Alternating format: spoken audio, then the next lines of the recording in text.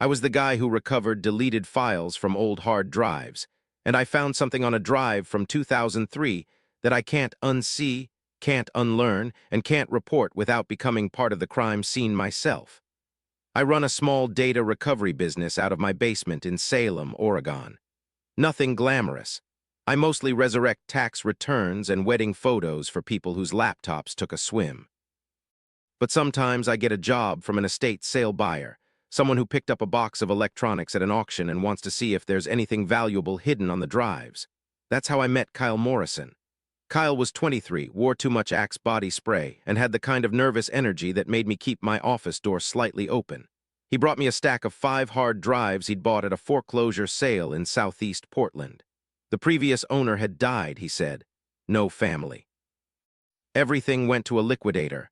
Just see what's on them, Kyle said, sliding a $100 bill across my desk. If there's anything good, I'll split it with you. I should have said no. But the money was easy and the drives were old, early 2000s models with spinning platters and IDE connectors. I've recovered data from worse. The first 4 drives were boring. School projects, old MP3s, a few PDFs of engineering manuals. The 5th drive was different. It was a 40 GB Maxter from 2003, and the moment I connected it to my forensic bridge, the drive clicked 3 times and went silent. Classic head crash. Most people would have given up, but I have a clean room set up in the back. I swapped the heads, took a deep breath, and powered it on. The drive spun up and started reading. There was no operating system on it, just a single partition with 1 folder. The folder was named with a string of numbers, 9,211,998, a date, September 21, 1998. Inside were 12 video files. Each one was named with a timestamp, 1 AVI, 2 AVI, and so on. All of them were roughly 10 minutes long. I opened the first one. It was dark, grainy. The kind of video you get from a security camera mounted too high with a fisheye lens that distorts everything. The timestamp in the corner read 9/21/1998 The location was a hallway, linoleum floor, fluorescent lights, institutional like a school or a hospital. I watched for a full minute before I saw movement. A child walked into frame. A boy, maybe 7 or 8, wearing blue pajamas. He was barefoot. His head was down. He walked slowly, deliberately, like he was following a path only he could see. He passed under a light, and I saw his face for a moment, blank, expressionless, eyes open but not seeing. He disappeared off the right side of the frame. I waited for something else to happen. Nothing did. The video ran for 10 more minutes of empty hallway. I opened the second file. Same hallway. Same timestamp, now 00:10:01.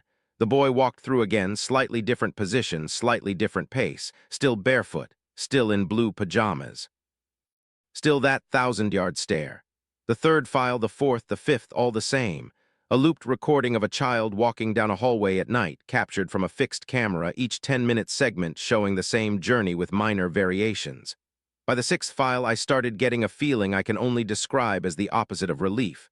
Something was wrong, but I couldn't name it. I skipped to the 12th file, the last one. Timestamp 01:50:01. The hallway was the same, but the boy had stopped. He was standing in the center of the frame, facing the camera. His head was tilted up and his mouth was open. He was screaming, but the video had no audio. The silence made it worse. His body was rigid, his hands balled into fists at his sides, his throat stretched taut. He stood there for the full 10 minutes, screaming at the camera without a sound, and I couldn't look away. The file ended. I sat in my chair, sweating, my hands trembling on the keyboard. I told myself it was a prank, a disturbing art project, something a parent set up to document their kids' night terrors. But the date, the location, the way the boy walked like he was being pulled by an invisible string, I decided to do some digging. The date on the folder, September 21, 1998, was burned into my mind. I searched it with the words "missing child" and Oregon. The first result was a news article from the Portland Tribune, archived on a site that looked like it hadn't been updated since 2004. Boy vanishes from hospital, police baffled. The article was short.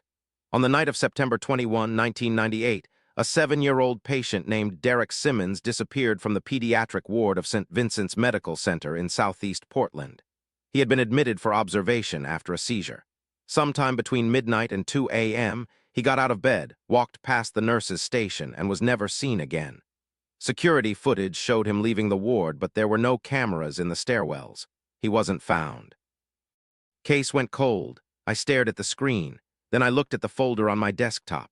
12 videos, each one 10 minutes, covering almost exactly 2 hours. The same 2 hours Derek Simmons disappeared. But the article said the hospital had security footage. Police reviewed it. They saw him leave the ward. So why was this footage on a hard drive from a foreclosure sale? Who recorded it? And why did it show 2 hours of the same hallway from a camera that should have been watching something else?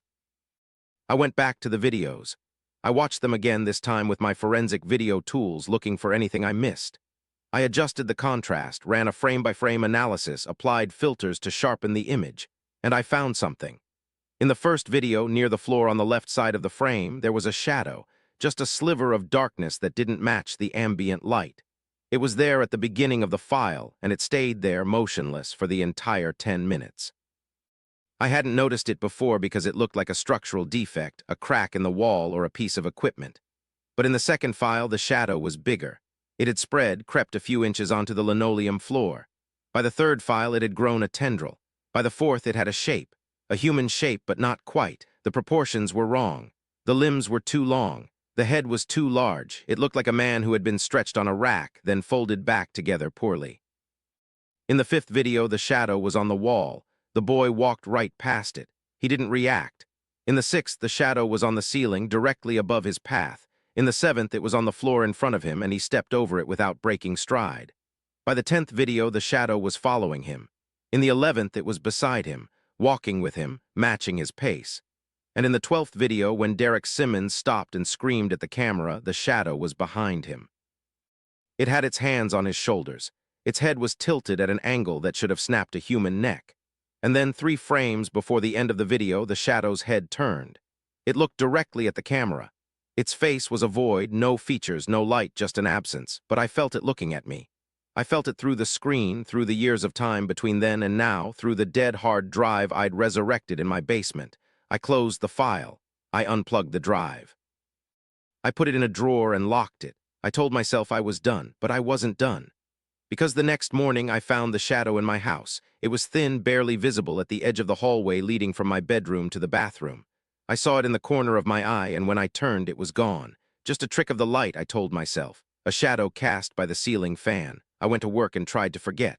That night, I woke up at exactly 2:47 a.m. The room was dark. My wife was asleep beside me. And on the ceiling above the bed, stretching from the light fixture to the wall, was a shadow that didn't move with the curtains. It was darker than the room around it. It had a shape. I didn't sleep the rest of the night. I stayed awake watching it. It didn't move. It just stayed there, patient, waiting. The next day, I called Kyle Morrison. I asked him where he bought the drives. He gave me the address of the foreclosure, a house in southeast Portland near the old hospital. I drove there that afternoon. The house was boarded up, but I found a way in through a broken basement window. The basement was empty, concrete floor, exposed beams, a water heater, but in the far corner there was a desk. A cheap wooden desk with a CRT monitor, a keyboard, and a tower. The hard drives had come from this computer. Someone had set up a workstation here, underground, running on a power line that had been tapped from the main circuit. I opened the desk drawers. Most were empty. But the bottom drawer was locked. I pried it open with a crowbar I found by the stairs. Inside was a notebook, a spiral-bound notebook, the kind you buy at a drugstore for $1. The pages were yellowed and the handwriting was cramped, frantic. It was dated 1998. The notebook belonged to a man named Leonard Gross. He was a security guard at St. Vincent's Medical Center. In the notebook, he wrote about a shadow he saw in the hallways, a shadow that moved on its own, a shadow that watched the children's ward. He wrote about how he set up a hidden camera in the hallway, hoping to catch evidence. He wrote about how he saw it take a boy on September 21, 1998. But he didn't call the police. He didn't report it. Instead, he followed it. He traced the shadow's path through the hospital, down into the basement, through a maintenance tunnel that was sealed off years ago. He found where it lived. The last entry in the notebook was dated October 31, 1998. It said, "I understand now. It doesn't take them anywhere, it copies them. The boy is still walking. And it's learning how to use the cameras. It saw me. It saw me watching. It knows where I live." I closed the notebook, I stood up, and I saw it. In the corner of the basement behind the water heater there was a shadow. It was tall, it was watching, and it was smiling, not with a mouth but with the way the darkness folded in on itself like a grin made of nothing. I ran. I got out of that house, drove home, and I haven't stopped looking over my shoulder since. I deleted the videos. I burned the notebook. I did everything I could to sever the connection. But last night I woke up again at 2:47 a.m. My wife was asleep, the room was dark, and on the ceiling right above my bed the shadow was back. Only this time it wasn't still. It was reaching down. I don't know what happens when it touches me. I don't want to find out. But I can feel it getting closer night by night, and I know now that Leonard Gross was right. It doesn't take you, it copies you, and the copy keeps walking.